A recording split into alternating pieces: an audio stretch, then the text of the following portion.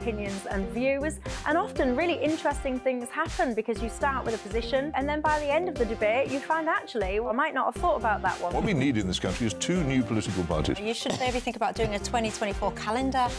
I'm Michelle Dewberry and I'm keeping you company right through until 7 o'clock this evening. GB News, the People's Channel, Britain's watching.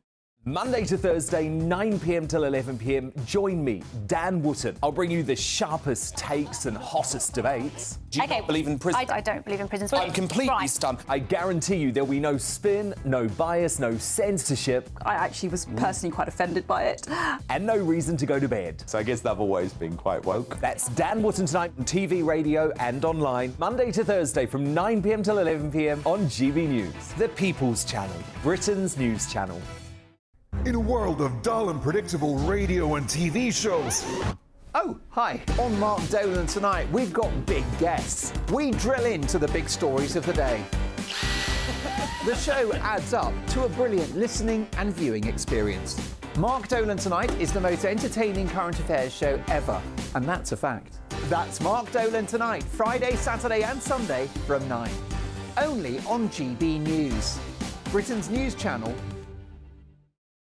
Like all families, we have arguments every now and then, but actually we agree on what the mission of GB News is, and that's the most fundamentally important thing. GB News provides the kind of platform that lets all voices be heard. We don't hold back. We're free to say what we really think. Just because some people who live in a tiny little Westminster bubble think that their particular story is important, that's not the most important story for me. And often they will be difficult stories, stories that you won't find on the establishment media. Because what people think in the north of England may be very different to what they're thinking in the home counties. We're going to carry on telling the world what life is really like for households up and down the UK. We love to be in your car, in your kitchen as you're having your breakfast. Whatever you're doing, you are part of the show.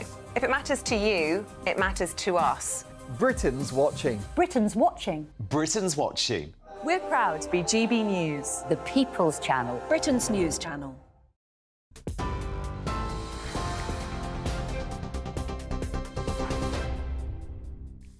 Very good evening to you. It is 11 o'clock. I'm Aaron Armstrong in the GB Newsroom. A man's been jailed for life for the murder of his 10-month-old stepson, and he will serve a minimum term of 28 years. Craig Crouch caused acute physical and mental suffering to Jacob Crouch over 6 months before assaulting him in a fatal attack in December 2020. Jacob had 39 rib fractures and internal injuries likened to those seen in car crash victims. Jacob's mother, Gemma Barton, was jailed for 10 years for causing or allowing his death. Mr Justice Kerr, in sentencing, said Crouch caused Jacob intense and prolonged harm. He was a small baby who had not yet learned to walk or talk. Sadly, he never did so. Your attacks on him were an abuse of trust of the grossest kind. You knew he was dependent on the adults caring for him to protect him from harm. Instead of protecting him, you killed him. A TikTok influencer and her mother have been found guilty of murdering 2 men in a high-speed car chase near Leicester. Mahek Bukhari and her mother, Ansreen, ambushed Saqib Hussain and Mohammed Hashim Ijazuddin and rammed their car off the road. It happened after Mr Hussain threatened to use explicit material to expose an affair he was having with Miss Bukhari's mother.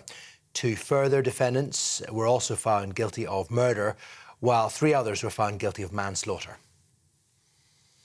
Emergency services in Birmingham have been dealing with a fire outside a factory following a number of explosions earlier. The West Midlands Fire Service responded to a huge blaze in the Hall Green area of the city after residents on Sarhold Road reported hearing several loud bangs in the early evening. Authorities say the fire is now under control and no injuries have been reported. The Russian opposition leader, Alexei Navalny, says Vladimir Putin must not be allowed to achieve his goals after he was sentenced to a further 19 years in jail. The Kremlin's most vocal political critic was found guilty of creating and funding an extremist organisation. He's already serving an 11-year sentence at a maximum security penal colony. In a social media post earlier this evening, Mr Navalny said Russians are being forced to surrender their country to a gang of traitors and thieves. The Foreign Secretary, James Cleverly, has called for his immediate release. The controversial influencer Andrew Tate says he'll be exonerated after being released from house arrest in Romania. He and his brother Tristan have been held in Bucharest on rape and human trafficking charges pending trial. They deny any wrongdoing. And unseasonably strong winds are expected to batter parts of the UK this weekend, with forecasters warning of a danger to life. Storm Anthony, the first to be named by the Met Office this season, will hit Wales and southwest England from tonight, with winds of up to 65 miles per hour predicted. A yellow rain and wind warning has also been issued for Northern Ireland. This is GB News, on TV, on digital radio and on your smart speaker. Now, it's time for Headliners.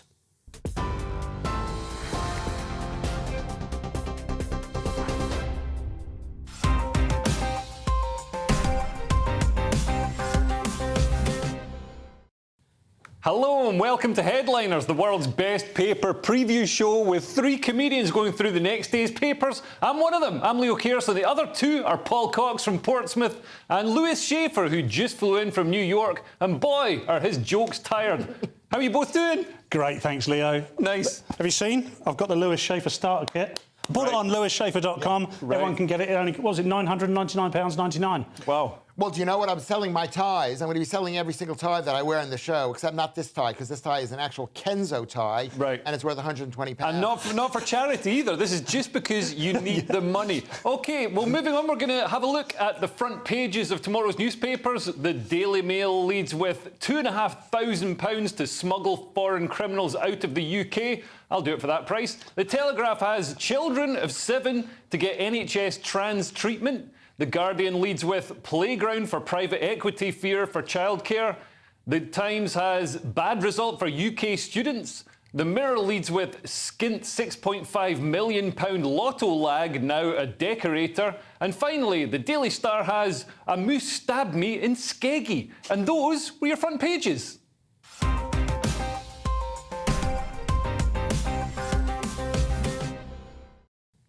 And let's kick off an in-depth look at those front pages, starting with the Daily Mail, Paul. What have they got?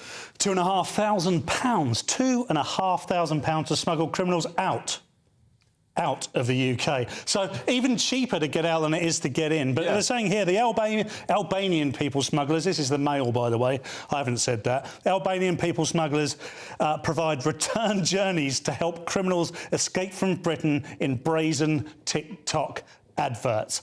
Wow, I mean, incredible stuff, Lewis. I don't know what you make of this, but this... Well, so they're smuggling, they're charging, you know, $5 grand, $7.5 grand to smuggle people into the country, but it's not just a one-way trade anymore. They're also, because they've got to go back. It's the same people. So, so they're taking people back once they've committed some crimes in the UK. I mean, to be honest, removing people from the UK is something, especially criminals, is something we really want the government to be doing. So the fact that these hard-working people traffickers are doing it for us for free, than just charging the criminals themselves. I hope they're getting their mental health breaks. Do you know what this sounds like? It sounds like that bridge over whatever it is to go into Wales.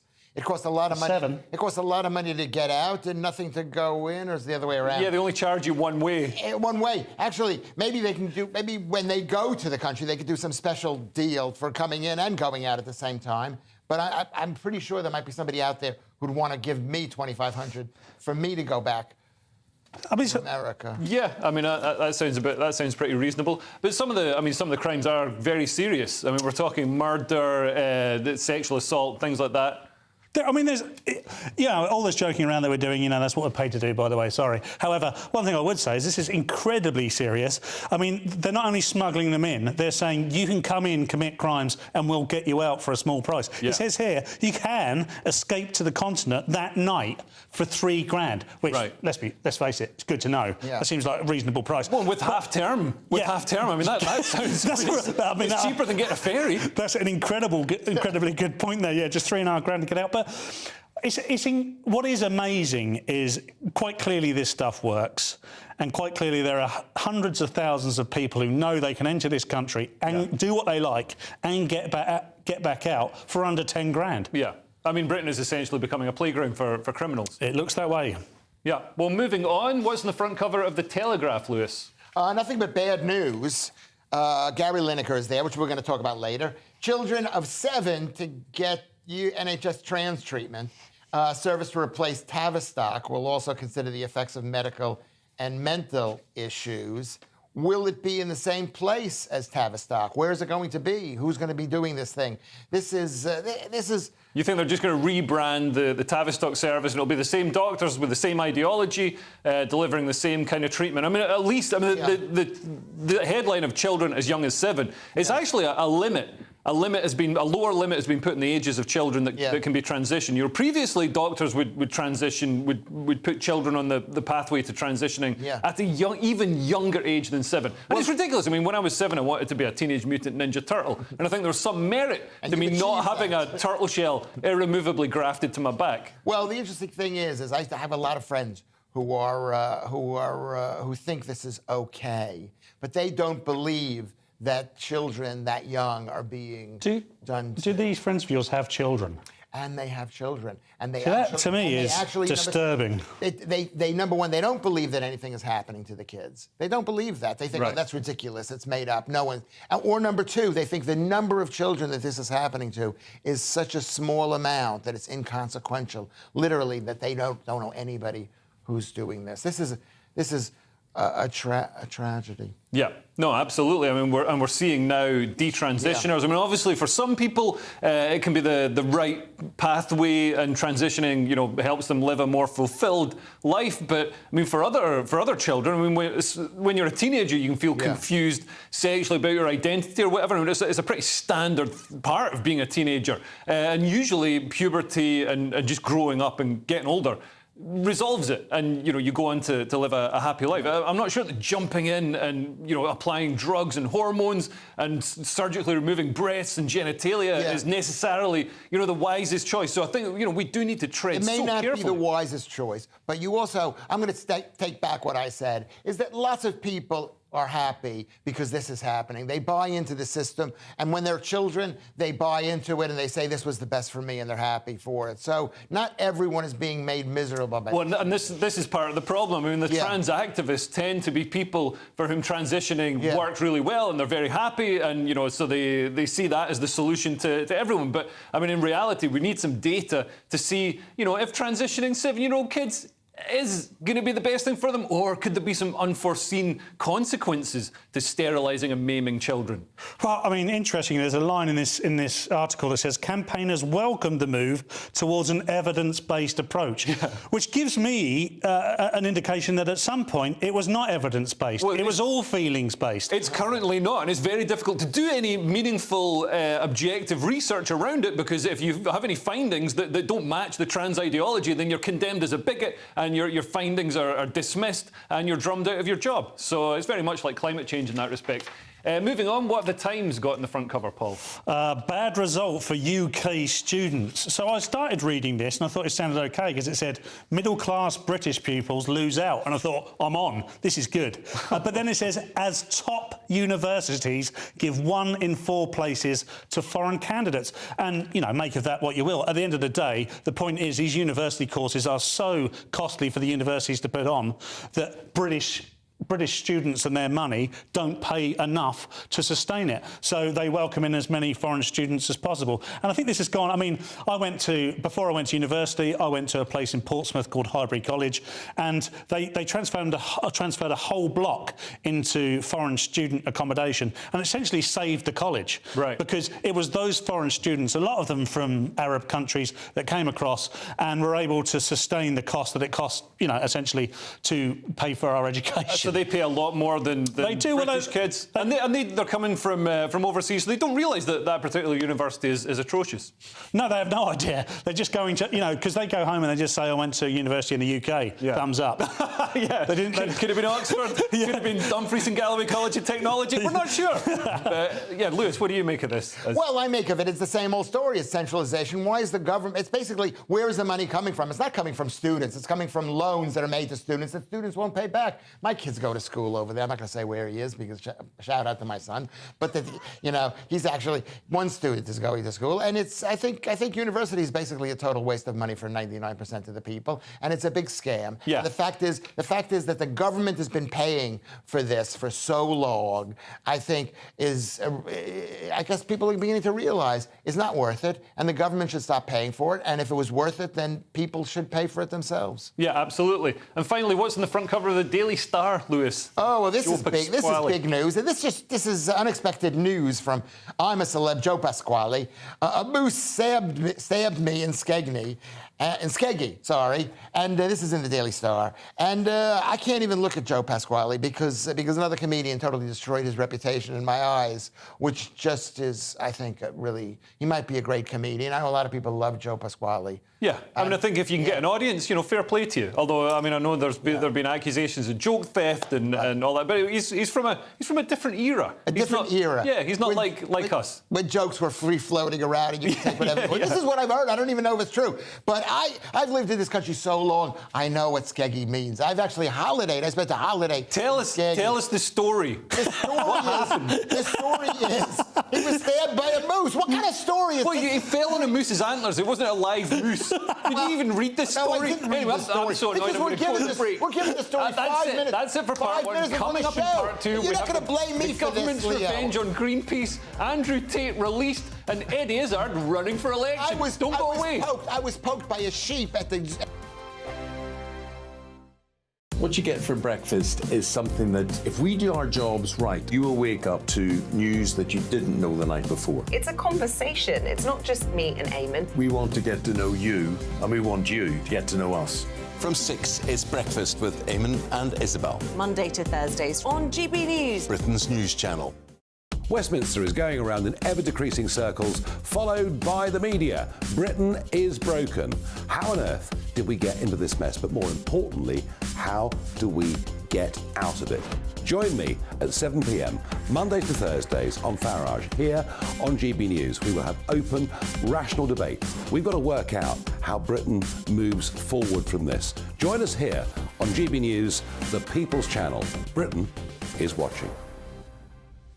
When the news happens, it happens here. And really important breaking news. Breaking news this morning. On TV, radio and online, the news starts here on Britain's Newsroom. All the biggest stories and the answers that you need from across the UK and beyond. Join Britain's Newsroom from 9:30 on GB News. The People's Channel, Britain's news channel. Join me, Patrick Christie's, Monday to Friday, 3 till 6. We tackle the day's news agenda like you've never seen before. It's high tempo, high octane, the most controversial topics, and the best guests. You will not be able to take your eyes and ears off it. I'm not afraid to ask the questions that you really want answered. 3 till 6 p.m, Monday to Friday on GB News, the People's Channel, Britain's news channel. People in Britain, they love free speech, but they also love fair play. I don't care if I'm speaking somebody from a trade union, from the Labour Party, somebody from the SNP. And I think the viewers like to see that actually we can challenge one another, but in a positive way. We think we ask the questions that people want to ask, and often we ask the questions that we wanted to ask in Parliament but never got the chance to ask. So join us every Saturday, 10 a.m. till noon on GB News, Britain's news channel. It's all about family, being in people's living rooms, all the interaction and getting to know who our viewers and listeners are. When I was young, my dad used to say, "Nah, stop arguing." I wanted an outlet that would enable me to give my opinion. People are going through a really hard time right now, and I know that you don't feel like you're being listened to by the establishment. I came to GB News because it's the People's Channel, and I want the audience to have their say on the events of the day. We're dynamic. We do something different. Democracy shows that the wisdom of the nation is in its people. I get to travel to find out what the story is from a personal perspective. The British people aren't fools. We know when we're not being told the full story. We've got to work out how Britain moves forward from this. It's the best country in the world. The establishment had their chance. Now we're here to represent your views. Britain's watching. Britain's watching. Britain's watching. We're proud to be GB News, the People's Channel, Britain's news channel.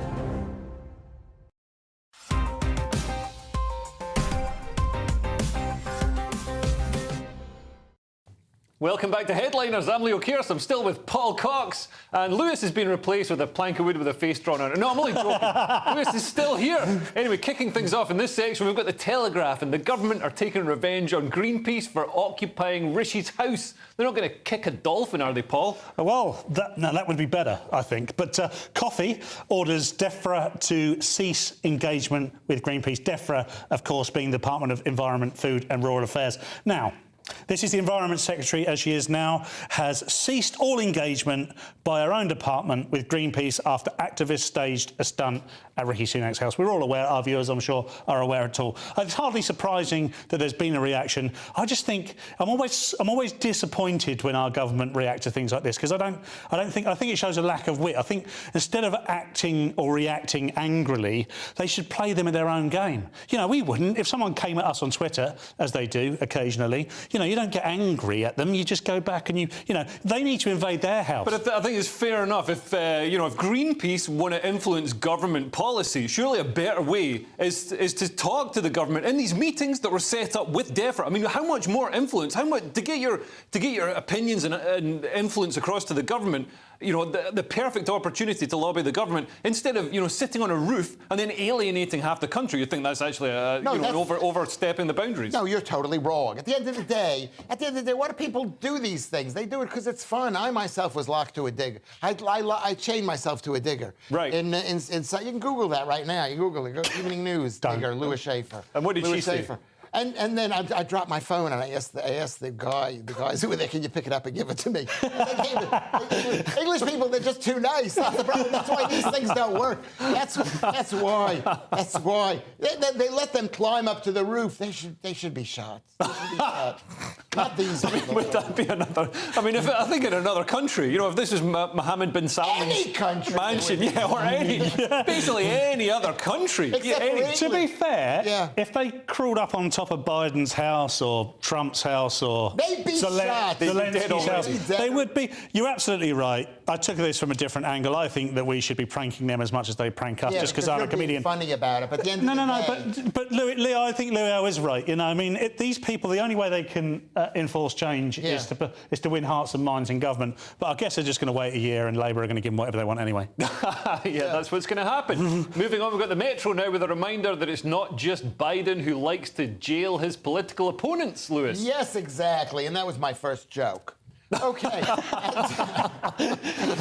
did have that joke. Maybe you could just tell us what the story is. Would you stop being so professional and following the structure? The people don't care about the story. They do. Tell us the story. The story is this guy, Alexei Navalny, who is Putin's public enemy #1, is facing quote-unquote Stalinist unquote jail sentence, because he's an opposition to Putin, and Putin doesn't like him, and he's in jail right now. He's been there for like 19 years, and they want to... No, he's only been there for a few years. For a few years, or whatever, but they're sentencing him for another 19 years for trying to overthrow the government, and that's what they're doing to Donald Trump, okay? And basically, I think well, they previously tried to kill him as well. He was Novichok poisoning. There's an amazing documentary about it, and he's this political dissident. But it's interesting that he hasn't been killed while he's in jail, because that would reveal... I think that would make it too obvious that Putin is the man behind it. I think at the end of the... I'm sorry, I'm not going to say that thing. But I think you're wrong, which is it isn't about Putin anymore. It's about the survival of the Russian state, of which Putin represents. Yes, they're a bunch of kleptocrats and they're just horrible people, the Putin people. But Russia is crumbling. And if Russia crumbles, China's going to have a free walk in there right before they crumble, and the whole world is going to hell. Well, yeah, but not Western liberal democracy. I mean, Paul, this does, it looks like Putin's empire is crumbling. I mean, the Wagner Group they called off a coup at the 11th hour, and a proper coup. Not like the January the 6th pretend coup in the States that didn't have any tanks. Yeah, well, absolutely. I mean, there's a very serious story here. He's a political prisoner, and you're absolutely right. They can't kill him, because if they do, it'll just expose everything. Yeah. Through the prism of our Western eyes, where we value things like democracy and justice and all those ridiculous things. We pretend. No, well, okay. We pretend to value democracy and justice and freedom of speech. Yeah, and I'd love some. And through that perspective, it just looks very dodgy. He's already serving 11 years after they tried to kill him quite obviously. There was no Salisbury, so they had no real excuse. And now they've sentenced him to another 19 years. The only thing that's going to free him now, we have asked as a British government to free him, the only thing that's going to free him now is the toppling of Putin, and that's very dangerous. Yeah, but it could happen soon, because I mean, I think the plutocrats that run Russia, like the oligarchs, they want to start making money again, and they can't do it as much when Putin's there pursuing this ridiculous war, and with the sanctions and stuff, they can't send their kids to school in the UK. They can't come and eat at British restaurants. So yeah, maybe Putin's going to go soon. Anyway, moving on, we've got The Guardian reporting on their favourite person, Andrew Tate, being freed. I look forward to him getting a fair trial in Romania. Oh my God, he's screwed, Paul. Andrew Tate released from house arrest by Bucharest court. A Romanian court has ordered the release from house arrest of self-proclaimed misogynist Andrew Tate, who is waiting trial on charges of human trafficking. Now, I'm no follower of Andrew Tate per se, but it's wonderful to read this from the perspective of The Guardian, because one thing I know for certain is I don't know whether he's guilty or not, but one thing I do know is that The Guardian would really, really love him to be guilty. In fact, it would make their year. If Andrew Tate was to be found guilty of any of these heinous crimes, no one would be celebrating more than The Guardian and their readers. And the BBC, perhaps the BBC. I think the entire leftist establishment would love Andrew Tate to be found guilty, and that's when he talks about the Matrix coming for him. That's I think what he's talking about. Well, it's he's been released, and that's like a small little victory. But he's been forced to stay in Bucharest and sort of count the area around Bucharest. So it's hardly freedom. And he was basically I don't know what people have problems with Andrew Tate. They have a lot of problems. I don't understand it, but they have a lot of problems. He's charged with human sex trafficking, and that's one of those crimes that was, I think, on the 10 Commandments. Thou shalt not be involved in human sex. I don't even know what that means. It's it's transporting people for the purpose of sex work and profiting off it. It's a violation. Which is very... So in other words, wait. So in other words, my wife should be prosecuted. Were you transported against your will? I was brought to this country to do something that no other British man would. This is a joke. Would do. I'm glad you stopped me talking for it. I'm glad you told us it's a joke, Lewis. It's just a horrible cry for help. Anyway, moving on, we've got the Mirror now, and it looks like help. It's my ex-wife. Moving on, we've got the Mirror now, and it looks like Labour could have its first ever female Prime Minister, Lewis. Yes, comedian Eddie Izard announces a new bid to become a Labour MP in Brighton. And he just this is a guy. She, you bigot. She. No, I can call him a he because he said himself, I don't care. I don't really know. So no one really gets it wrong. No, I don't care. I'm so relaxed about what people call her. It was said in the article. No one really cares. No one really cares. No one. But he ran, or she. Can I finish my sentence? Well, can you start it? I mean, people. You know what it is. So he ran for election before. He ran for election before in Sheffield, and he lost. And here's the thing about comedians. There's a saying that I made up, which is when a politician is bored of politics, they go into comedy, and when a comedian is bored of comedy, they go into politics. Right. Leo. Right. Well, I did. I ran for election. Yeah. Exactly. With the same amount of success as Ed Izard in Sheffield. Yeah. I've got to be honest. But yeah, I mean, Brighton, it's quite a lefty area. Caroline Lucas, the Green leader, has stood down. She's got a huge majority. But this, does present an opportunity for somebody who's even woker because, they're transgender and stuff like that to come in and steal the thunder. I mean, Eddie Izard is a great comedian. I think most of us would agree that, his comedic CV is great.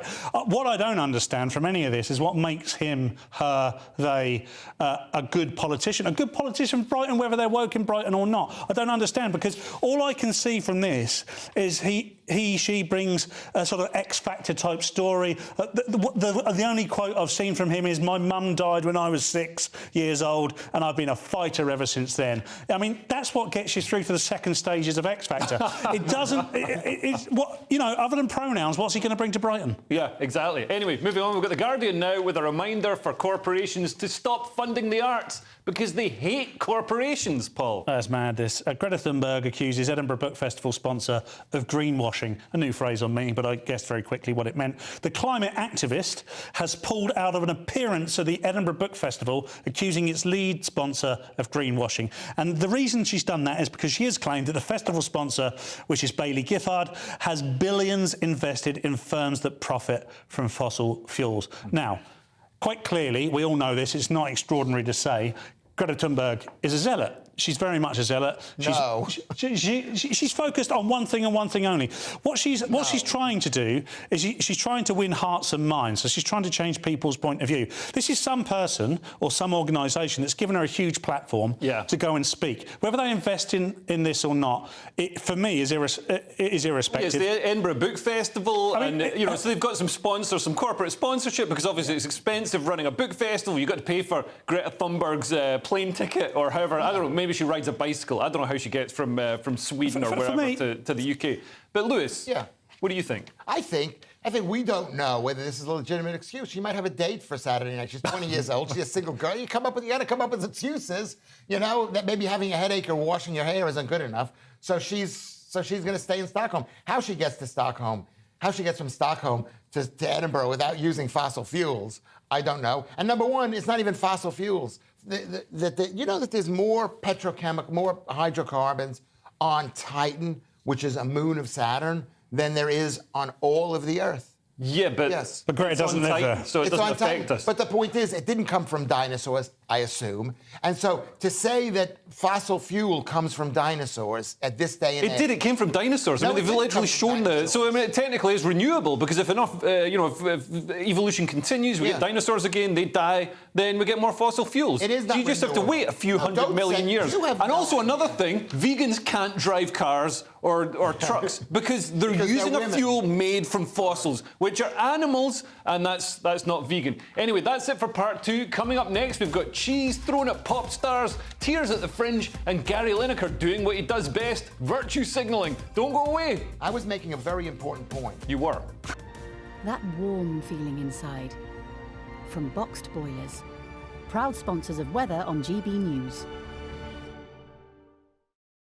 Hi there, it's Aidan McGibbon here from the Met Office with the GB News forecast. Another low this weekend. This one's been named Storm Anthony by the Met Office because of the risk of disruptive gales for some, heavy rain for many others.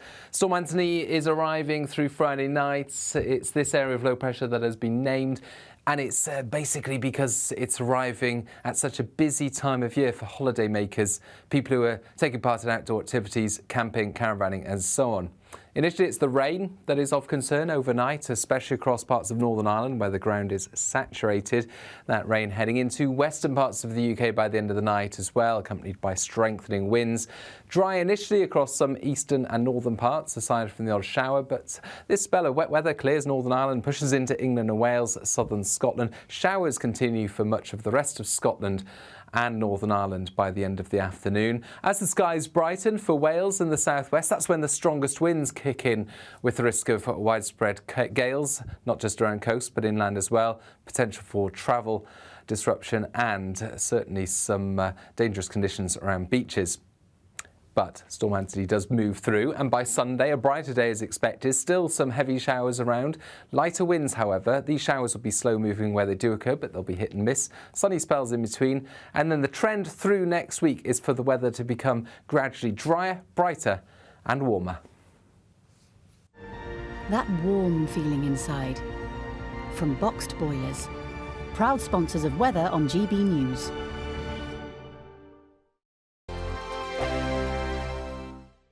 The Live Desk with me, Mark Longhurst. And me, Pip Thompson. It's here Monday to Friday on GB News. From midday, we'll bring you the news as it breaks, whenever it's happening and wherever it's happening, from across the UK and around the world. Refreshing, feisty, but with a bit of fun too. If it matters to you, we'll have it covered on TV, radio, and online. Join the live desk on GB News, the People's Channel, Britain's news channel. So Jubes and Co, we tackle the issues of the day with real robust debate, both sides of the fence, battling it out with me in the middle with my forthright opinions and views. And often really interesting things happen because you start with a position and then by the end of the debate you find actually, well, I might not have thought about that one. What we need in this country is 2 new political parties. You should maybe think about doing a 2024 calendar.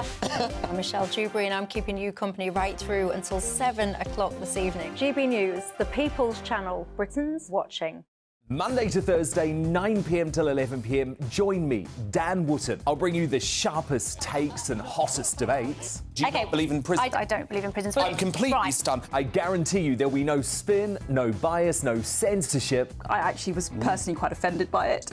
And no reason to go to bed. So I guess they've always been quite woke. That's Dan Wootton tonight on TV, radio and online. Monday to Thursday from 9 p.m. till 11 p.m. on GB News. The People's Channel, Britain's news channel. In a world of dull and predictable radio and TV shows. Oh, hi. On Mark Dolan tonight, we've got big guests. We drill into the big stories of the day. The show adds up to a brilliant listening and viewing experience. Mark Dolan Tonight is the most entertaining current affairs show ever, and that's a fact. That's Mark Dolan Tonight, Friday, Saturday and Sunday from 9. Only on GB News, Britain's news channel. Like all families, we have arguments every now and then, but actually we agree on what the mission of GB News is, and that's the most fundamentally important thing. GB News provides the kind of platform that lets all voices be heard. We don't hold back. We're free to say what we really think. Just because some people who live in a tiny little Westminster bubble think that their particular story is important, that's not the most important story for me. And often there will be difficult stories that you won't find on the establishment media. Because what people think in the north of England may be very different to what they're thinking in the home counties. We're going to carry on telling the world what life is really like for households up and down the UK. We love to be in your car, in your kitchen as you're having your breakfast. Whatever you're doing, you are part of the show. If it matters to you, it matters to us.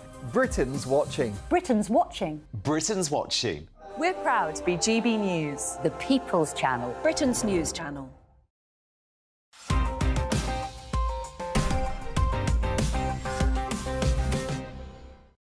Welcome back to Headliners, kicking things off with the Telegraph, with Gareth Southgate criticised for moving to the Middle East. What first attracted Gareth Southgate to the multi-billion Saudi soccer establishment, Lewis? No, not Gareth Southgate. You didn't read the story, Leo. What is it? Gareth Southgate? Oh, no. Jordan Henderson. I didn't read the story. You didn't read the story. I just glossed over it. Oh my God, that is so good. Gareth Southgate, he's saying this. Jordan Henderson must explain his decision to accept Saudi riches amid LGBTQ plus concerns.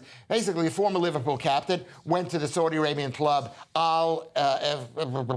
It's got an Arabic-sounding name. Arabic-sounding name, and he went there, and they're criticizing him because the Saudis are not that good with the gay community over there. Yeah, and we seem to cover this story every night. Can I finish my story? Right, but we've got a time limit on the show. You don't. No, go on, finish the story. Go on, I got the name wrong. I'm not going to. You got the name wrong, which took time. The fact is, he's being paid $700,000. I think $700,000. Yeah. £700,000 a week. A week, not a year, a week to go to Saudi Arabia. Listen to me. I'll sell my children out for £700,000 a week. You know what it is? I do this for a lot less money, and this is even worse than going to Saudi Arabia. The GB News. Paul, I mean, I feel like we cover this story every second day, and it's like, well, obviously he's going to go. It's £700,000 a week. He's caught in a web, isn't he? Because just a couple of years ago, when we were at the World Cup out there, a year ago, whenever it was, he's got the armband on. And he's saying, I love gay people or whatever it is, and then as soon as the people who don't like gay people say, "Do you want £1 million a week?" He goes, Yeah. And then rips the armband off. The point of this story is that he's essentially saying, well, I might be going out there, but I still like my England career. And Gareth Southgate's kind of saying, we don't know if he did or didn't, is saying, well, you're going to have to explain yourself if you do. Right, OK. Moving on, we've got the Times, and schools are being told to be more inclusive, but it's leading to violence, Paul. Yeah, this is quite an interesting story. Head teachers have warned that any attempt to cut the number of pupils excluded could affect safety in schools. So this is because our Mayor of London has appointed a consultant, Maureen McKenna, to essentially, she was responsible for reducing the number of suspensions and exclusions in Glasgow. Right, and she brought them down by 90% or something. She brought the exclusions down by 90%. Now everybody's getting stabbed in the face in school in Glasgow. Anecdotally, there has been a massive surge in violence. I say anecdotally because nowhere in the article there's any real statistical proof that that's the case. Now, I understand some of the logic here, because if you've got delinquent children in school, there's a reason for that. Yeah. And if you just wash your hands of them and chuck them back out on the street, you're probably not solving that problem. But there's a flip side to this, and it's called reality. And the reality is that if you have a bad apple, it can spoil the rest of the bunch. And there are 20 other kids in that... that's the exact phrase.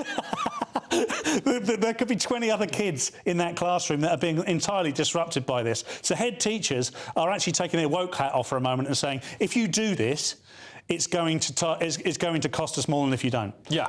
Essentially. And I'm not sure. Sadiq is going to listen to them. Yeah. Lewis. Well, this is interesting because I had my kids. I have two beautiful children and a couple of ugly ones. But it's an old joke. Anyway, the point is back in the day when my kids were in school, they were constantly kicking kids out because they wanted to upgrade their Ofsted reports. So anybody who was the slightest little bit of a trouble, back about 10 years ago, and my kids were at school, they're 20 and 22 right now, but they would kick them out. So this is a complete change in the attitude, and I don't know why it is. Somebody out there might know. You can tweet me at Lewis Schaefer. Maybe it's the cost of apparently excluded kids. They cost an awful lot to educate because they've got to have one-on-one tuition and pupil referral units and all sorts of expensive things. Whereas if you cram them all in one classroom, it's much cheaper. I don't think attitudes have changed. I think head teachers are still thinking of their Ofsted ranking, and they know that if they retain all these crazy kids, it's never going to go up. Yeah. Moving on, we've got The Guardian with bad behaviour at gigs. Apparently someone threw a wheel of brie at Pink. If someone threw a wheel of brie at one of my gigs, it would double my pay, Lewis. Yeah, this is amazing. Bad behaviour at concerts is becoming normalised. Experts say, I love how they say experts say. And it says from throwing a wheel of brie at Pink, she's a performer, to shouting at performers. Oh, that's what they're supposed to do with a concert. Fans are becoming more disrespectful. I think this is a non-story. Well, somebody threw their mother's ashes on stage, also at a Pink concert. I don't know why Pink is getting so much because their mother probably would have wanted that to happen. It wasn't an act of violence. It was like my mother wanted to be at the feet of Pink, say. And I'll tell you what's so funny is last week they had Cardi B threw a microphone at a guy, and they brought her in, and they said the Las Vegas police said we can't press charges against her because they had insufficient evidence. It was just filmed by 10,000. They just had an actual video of him, which is very painful. And at the end of the day, it just shows that the British are affecting American policing as well. By not doing anything about it. By not doing anything. Yeah, I mean, Cardi B, she should marry Paul Gann, then she'd be called Cardigan. But Paul, I mean, what do you make of this? Have you seen much? Because you run gigs as well. I do run gigs. Epic comedy. And one thing I would say about this is as if there is generational amnesia again. We see it all the time. I mean, let's not forget, you and I were discussing this earlier, during the late 60s, early 70s, the Rolling Stones ran a free gig in which somebody was murdered in front of the band by Hell's Angels that was supposed to be providing the security. I mean, that was hired security, so it wasn't technically the audience misbehaving. Yeah. Well, they, not according to the Hell's Angel representative who said they were misbehaving and that's why they needed to be seen to. However, chucking cheese is very 2023, isn't it? I mean, let's have this right. Brie as well. Not even a block of cheddar. Soft cheese. This isn't. If this was Red Leicester, we might have a case for assault. But this brie is just going to melt into your face. I mean, Ozzy Osbourne used to eat bats' heads. I don't think anything's changed. I think The Guardian didn't have anything else to write about. OK, well, we've got The Guardian again, and a happy ending for an actress who was in tears at the Edinburgh Fringe yesterday, Paul. Georgie Greer plays to sell out Edinburgh crowd 24 hours after tearful tweet. So let me just recap for those who don't know. We clearly do. You know, most of our colleagues and ex-friends, because we're now on GB News, are up in Edinburgh at the moment, and it's a rite of passage to perform to next to no one on a regular basis. However, this young lady performed to one person at her first gig, immediately took to social media and sent a tearful post out. Yeah. So she got some nice replies. I mean, Jason Manford replied to her saying it's absolutely normal for one person to rock up and for you also to be a bit upset or annoyed or about it. That's totally fine as well. And then he asked for a picture of her breasts and if she wanted to have sex over the phone with them. But yeah, she received, this actress received lots of support. Of course. I mean, this is, by the way, men. one thing I will say, this is a grift, OK? And fair play, by the way, absolutely fair play, because all of a sudden, I wish I'd thought of this. I mean, by the way, had I cried at Edinburgh the 5 times I've been, nobody would have come the next day to see, unless I cried again. But essentially what she's done here is sell out. She's sold out her show. Incredible. It's amazing. I mean, Lewis, you must have performed to tiny audiences at the Fringe. Well, of course I did. I mean, I'm now a huge star, but I once didn't have a venue. And because I messed up the time. I said it was going to be at 1,700 hours, and what I meant was at 7 p.m. So I didn't. So I performed in front of the mosque. Right, OK. In front of the mosque up there in Edinburgh, you know what that is. OK. So this is just a reminder of how horrible the Edinburgh Festival is. Right, OK. Well, that's all for part 3. Coming up in part 4, we've got a vegetarian cafe that serves meat. I think that just makes it a cafe. We've got male grooming and a porn injury. See you in a couple of minutes.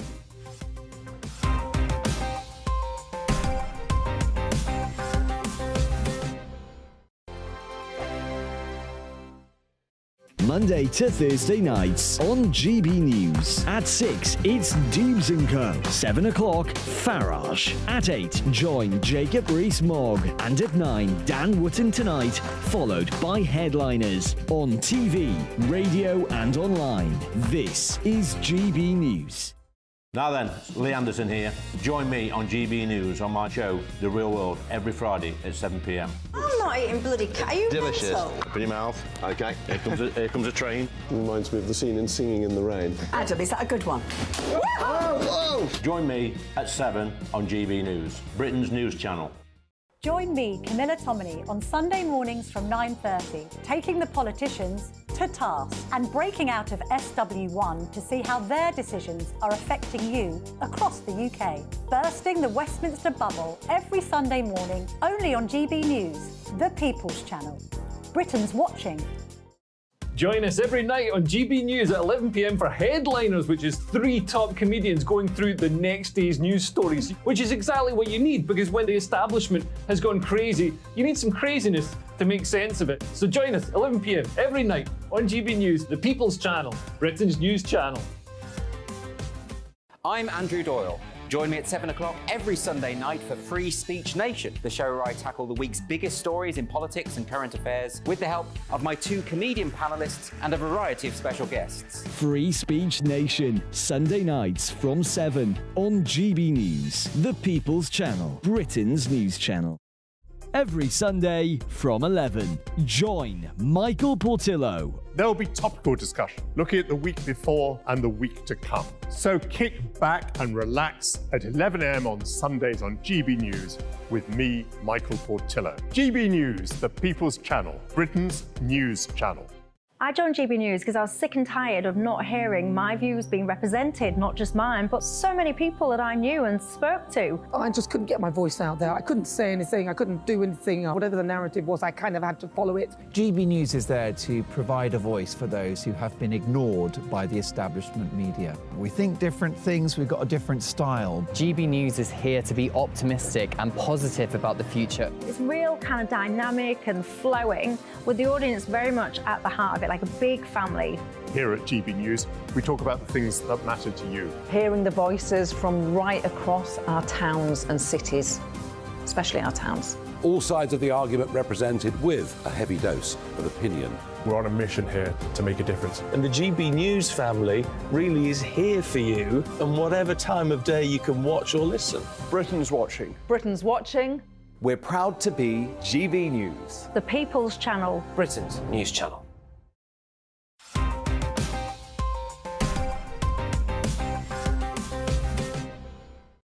Welcome back to Headliners. We've got the Telegraph now, and Jeremy Vine says it's fine to be one of the following: sexist, racist, or ageist. Which one is it, Paul? Oh, BBC is right to be ageist, says Jeremy Vine. Or says the man who still has his job, let's be honest. The 58-year-old is speaking amid the departure of a group of senior presenters that he would be cool if asked to leave. I'm not sure that he would be cool. Yeah. I mean, fair play to you. I mean, finally, though, someone at the BBC has agreed that discrimination is perfectly fine. It's just the type of discrimination at the end of the day, isn't it? Because let's face it, of all the isms, ageism is kind of accepted, isn't it? Well, I'd have thought at the BBC, classism is more. Oh, absolutely. There aren't anyone like me at the BBC, that's for sure. Yeah. Unless they're in some special Vox Pops. But cleaning the windows. Yeah, yeah. Licking the windows. Liz, I mean, are you worried about this? 'Cause I'm worried about this because I'm 66 years old, and they might, if they let me go, it'll be ageism. Make sure they hired me when I was 65, but they could have done this. But at the end of the day, the BBC has a right to fire whoever they want to fire, and this is what I believe. I'm a libertarian. Every company should have a right to hire and fire whoever they want to hire at will. But at the same time, the BBC is not a company. It's an enterprise of state propaganda. The BBC stands for Big Brother Communicates. The state propaganda, and people need to know. Of course, people are involved in decisions that the BBC is because they take our money. So of course we're going to pretend we're going to think that maybe. Yeah, they take old people's money and then they're ageist. I mean, that doesn't seem. Why should old people pay the licence fee if the BBC is going to discriminate specifically against them? There is another side to this story. I mean, Ken Bruce went to Greatest Hits Radio, and has a massive spike for his the quiz that he does. Is my dad will be at home screaming at me. He listens to it every day still. At 10:30, he used to do a quiz on Radio 2. Right, everyone tunes out of Radio 2 at that time and goes to Greatest Hits Radio and listens to that because Ken Bruce and some of the Simon Mayo. Let's not plug other media channels. Yeah, no, but the point is, these people. We're putting them down. These people weren't old; they were good DJs. Yeah. And that's the point. They were experienced, marinated in life. And I'd just like to apologise to anybody who was offended by Paul's admission to window looking. Moving on, we've got the Telegraph now with a story from Gary Lineker that I believe about as much as HMRC believe his tax return. Lewis. Well, I do believe it because he spoke for a very long time, and the Telegraph printed every single word in the thing. What did he say? It said basically M&S shoppers gave me a standing ovation after BBC suspension, and the truth is, and then another quote was, "Ignore them." Is that he's saying that the BBC shouldn't spend too much time worrying about the views of people who will always hate it. But the truth is that the BBC has a remit, which is to be the state propaganda network. And the more Gary Lineker expresses his belief, the more people are going to get wind and think, well, wait a second, maybe the BBC does have a political ideology. So you think Gary Lineker is waking people up to He's destroying the BBC facade of neutrality. It's an interesting theory. But, Paul, I mean, this thing that he said that M&S shoppers, of course he shops at Marks & Spencer's, he makes a lot of money and doesn't pay a lot of tax on it, but he said that Marks & Spencer's shoppers gave him a standing ovation. I mean, this sounds like one of those tweets that people write about their 2-year-old. They're like, my 2-year-old stood up in the middle of Starbucks and said that, slavery is bad and we should accommodate refugees and said something that they obviously didn't say because they're 2 years old and a 2-year-old doesn't talk like that. And then they say that everybody in the Starbucks stood up and clapped, and even their buttocks clapped. I mean, isn't this the same kind of thing? It's like the Jessie Smollett of Barnes, isn't it? I mean, this is gaslighting for me at the end of the day, because one of the other things he says is, I'm absolutely baffled by the obsession of some of our media with what I say. He reflects, I don't understand it. I don't preach. I don't tell anyone what I believe in. Says the man who's got a 41-page article that's got 75,000 paragraphs, dedicated to the things things that he has to say. I mean, I don't know what to say. I don't know what to say. Keep in mind that the only reason I used to watch the TV was for Match of the Day and Gary Lineker. And I think he does an incredible job. If he wants to say whatever he wants to say, let him say whatever he wants to say. I just don't want to have to pay for it. That's a very good point. Anyway, the Times now, and a depressing reminder of the feminisation of men, Lewis. Yeah, this is a tragedy here. The rise of male grooming. Now it's men's turn to hog the bathroom. And this is in the Times. And it says that Zoomers, who are Gen Z, I can't keep track of Gen X, Gen Z. I think they're like, anyway, they're, I don't know how old. How old are Gen Z people? Born in 2005 onwards. 2005. He says that they have a 68% increase in beauty spending. So these men are focusing on themselves. Is that the nail care purchases went up 103%. That's doubling. Facial serums, I don't know what that is. It sounds dirty. Up by 54%. And basically, what it's saying is this: it's saying that men have no hope because women are making so much money that men don't need to work. Back in the day, listen to me, listen. I am listening. Listen, that back in the day, men could make a decent living. They didn't care how they looked. They all looked like Paul. Horrible, horrible, right? But look at him. He's got a wife and kid because he's got his wife and kid when it was okay to be ugly. When I was rich. But nowadays, the women don't care about money because they all have their own money. So they're doing this thing called looks maxing, which is men are prettifying themselves. They're prettifying themselves, and this is one of the byproducts of the death of love. OK, well, let's quickly, in the next minute, just cover this story. It's the Daily Star, and someone's had a porn-related injury, but it's not wrist strain or chafing, Paul. No, Bill put in hospital after hidden adult mag stash falls from ceiling. So a labourer was flattened by a sack of porno mags that fell from the eaves of an attic as he worked on the ceiling. Now, I mean, what a way to go for a start. However, one thing I would say is, it just couldn't happen now. This is confined to history, isn't it? I mean, well, these must have been dusty because surely nobody in the last 10 years has required a magazine. But this story is not even a non-story. It's not even a non-story because it was in Twitter. It was some guy tweeted on Twitter. This guy called Ben Hall.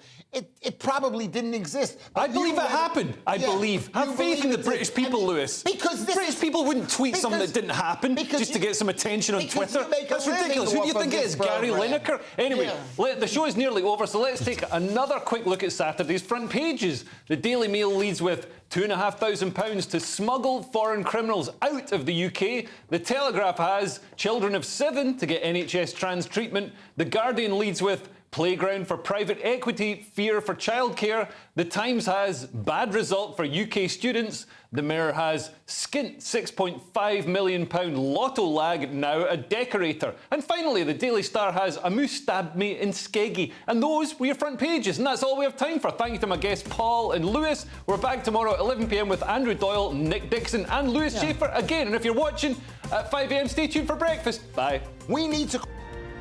Looks like things are heating up. Boxed Boilers, proud sponsors of weather on GB News. Hi there, it's Aidan McGibbon here from the Met Office with the GB News forecast. Another low this weekend. This one's been named Storm Anthony by the Met Office because of the risk of disruptive gales for some, heavy rain for many others. Storm Anthony is arriving through Friday night. It's this area of low pressure that has been named, and it's basically